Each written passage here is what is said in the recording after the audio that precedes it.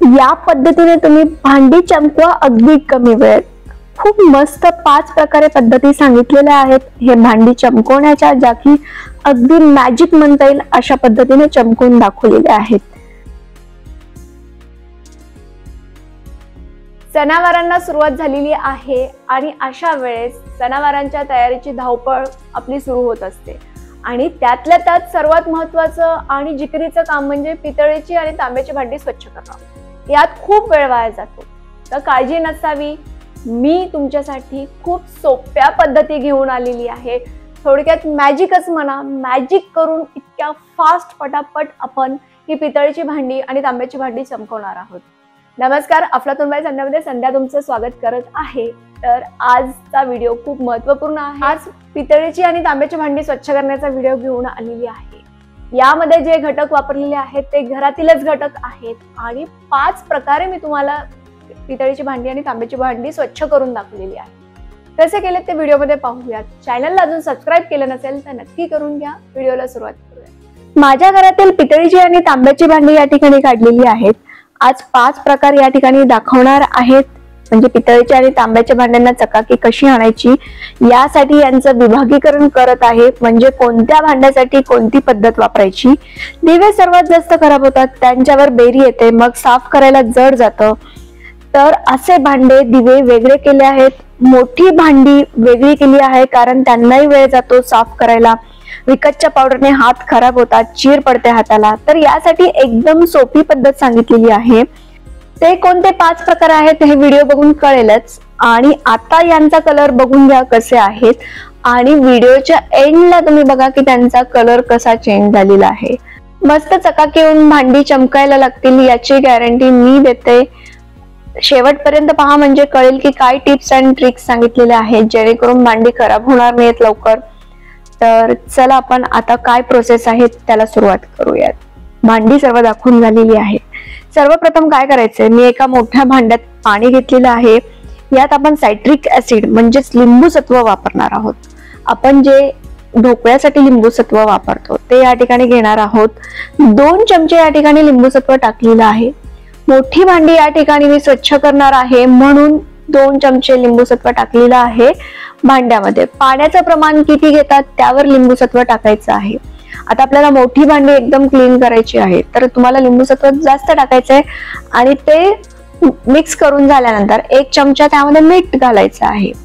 आणि आता मॅजिक बघा, या ठिकाणी मी हे तांब्याचं भांडं माझं मी त्यामध्ये टाकते। सुरुवातीचा कलर काय होता आणि आताचा कलर काय आहे यात फरक लगेच दिसायला येतील। जर व्हिडिओमध्ये असं कळत नसेल तर भांड असं होतं, याचा कलर बघा तुम्हाला दिसत असेल। आणि ते त्या टाकल्यानंतर मॅजिक जसं होतं त्या पद्धतीनं विदिन मिनिटात भांडी चमकायला लागतात।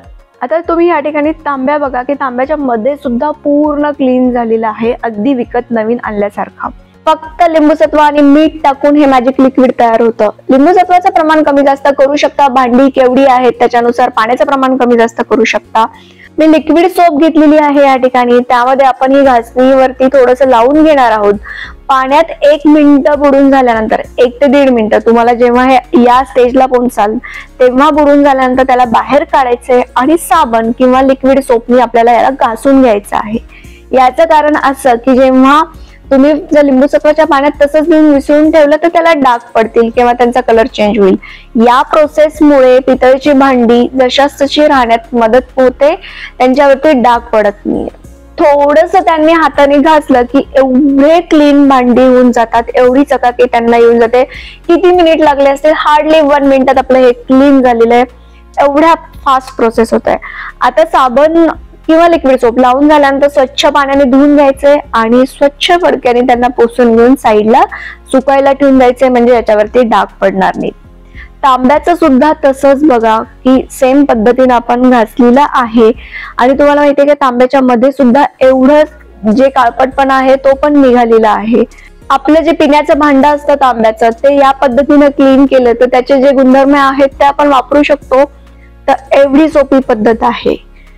तांब्या बघा मस्त चमकून गेलेत। आता मला हा एक तुम्हाला मोठं जे माझं तांब्याचं भांडं आहे ते एक दाखवायचं वाटतं, कारण खरंच मॅजिक जे आहे ते इथे घडतीये. तुम्ही व्हिडिओमध्ये बघा की कलर कसा चेंज होऊन जात आहे लगेच. म्हणजे हे या प्रोसेसला तुम्हाला काहीच वेळ लागत नाही. जस्ट तुम्ही त्याच्यात बुडवून ठेवा, 1-2 मिनिटं ठेवून द्या मोठी भांडी असतील तर, आणि सोप लावून घासून ठेवा. एवढ्या फास्ट प्रोसेसने हे क्लीन होतं. आता जर छोटी भांडी असतील तर छोटं लिक्विड तयार करा. 1 चमचा लिंबू सत्व, 4-5 चमचे पाणी टाका आणि घासणीवर घेऊन घासून घ्या. म्हणजे नॉट नेसेसरी की तुम्हाला एवढं पाणी घेऊन एवढ्या मोठ्या गोष्टी करायच्या, तर छोट्या प्रमाणात देखील केलं तरी चालेल.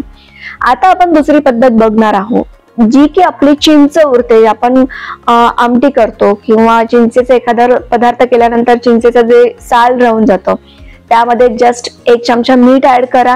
आणि हे रेग्युलर जेव्हा तुम्ही भांडी क्लीन करतात त्याच्यासाठी आहे. आता माझ्याकडे पितळेचे पंचपाळ आहेत, तर या ठिकाणी मी वाईप्सवर चिंचेचा हे चिंच आणि मिठाचा गर घेऊन आपण त्याला क्लीन करत आहोत. हाताने केलं तरी चालेल, काहीही फरक पडत नाही. आणि हे चिंचेचा गर सगळ्या ह्याला व्यवस्थित लावून घ्यायचा आहे आणि 1-5 मिनिटं त्याला तसंच राहू दे. आणि मग घासणीच्या साह्याने ह्याला थोडंसं घासून घेऊ आणि साबण लावून मगाशी जी पद्धत सांगितलेली आहे त्या पद्धतीनेच क्लीन करून घ्यायचंय. मस्त चकाकी येऊन जाते. आताच आपण पुढची पद्धत बघणार आहोत. या ठिकाणी केचप घेतलेला आहे. तर हो, केचपने सुद्धा पितळेची आणि तांब्याची भांडी अगदी स्वच्छ निघतात. सोपी प्रोसेस आहे. घासणीवरती केचप घ्या आणि जे कोणती भांडी आहेत त्याला लावून घ्या. 2 मिनिटं तसंच ठेवा. 2 मिनिटांनंतर हलक्या हाताने त्याला साबणाने घासून घ्या. त्यावरचे डाग लगेचच निघून जातात, क्लीन होऊन जातं लगेचच. हा पर्याय कधी निवडायचा? अगदीच घरात जर काही नसेलच, जे घटक मी इतर सांगितलेले आहेत त्यापैकी, तर हा पर्याय इमर्जन्सीला वापरू शकता छोटे मोठे भांडी क्लीन करण्यासाठी.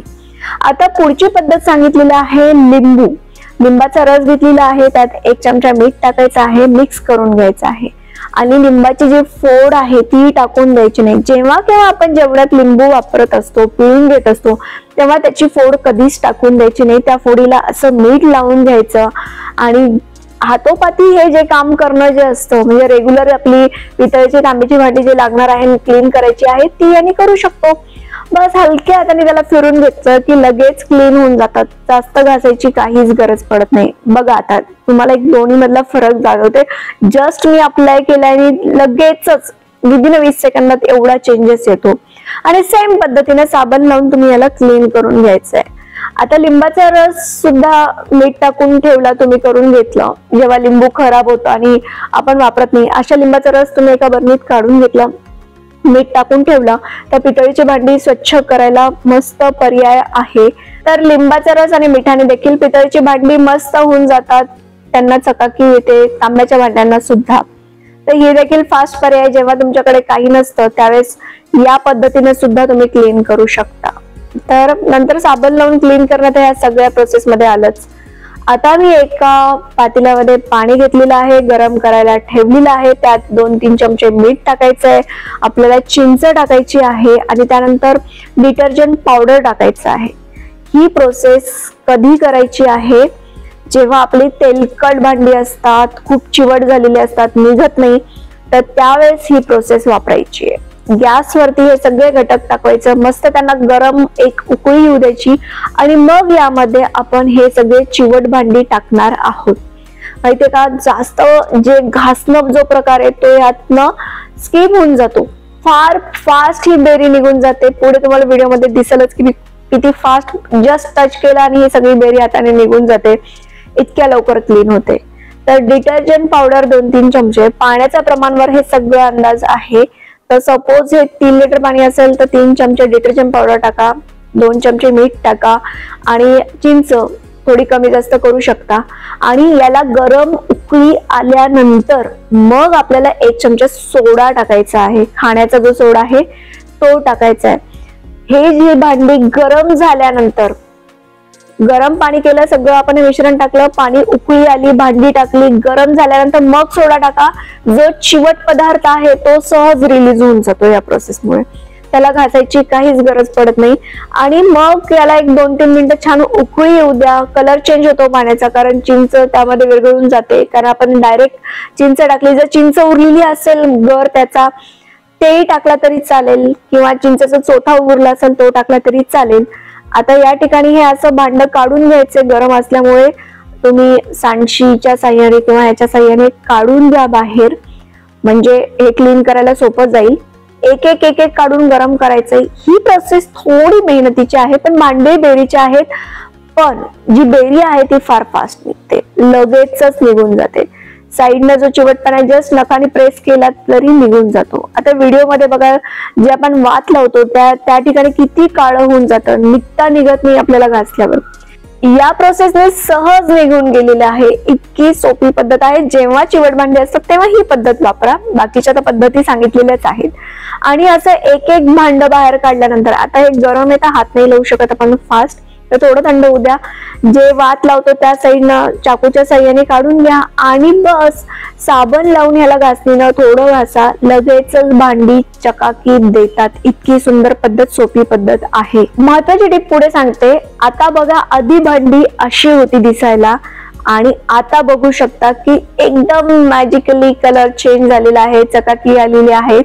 आणि आपल्या सणावारांसाठी कोणताही प्रोग्राम असो, सणवार असो, जेव्हा केव्हा ही भांडी लागतील तेव्हा ही पद्धत वापरून घ्या. मस्त लगेच रेडी होतात. जास्त त्रास नाहीये, सोपी पद्धत आहे, हात खराब होत नाही. एवढ्या छान पद्धतीने या ठिकाणी मी तुम्हाला दाखवलेला आहे. आणि अजून एक पद्धत आहे की विनेगर वापरायचं आहे आपल्याला. विनेगर आणि त्यात मीठ आणि सोडा वापरून सुद्धा भांडी क्लीन होतात. आणि जेव्हा आपल्याला देव उजळायची असतात, ती देखील पितळाची असतात, तर त्यावेळेस आपण यापैकी पद्धत वापरताना लिंबू, मीठ, हळद आणि रांगोळी हे एकत्र करून देव उजळायचे असतात, जेणेकरून ते छान दिसतात, लगेच चकाकी येते आणि खूप दिवस ते तसेच राहतात, कारण आपण सारखं सारखं देव उजळत नसतो. तर व्हिडिओ कसा वाटलाय कमेंट बॉक्स मध्ये नक्की कळवा. सबस्क्राईब करायला विसरू नका, कारण पूर्ण अभ्यासपूर्वक रेसिपी तुमच्या समोर आणत असते. आणि या व्यतिरिक्त तुम्हाला जर कोणती पद्धत माहित असेल तर कमेंट बॉक्स मध्ये मला नक्की कळवा. पुन्हा भेटू नवीन व्हिडिओ सगळं. थँक्यू.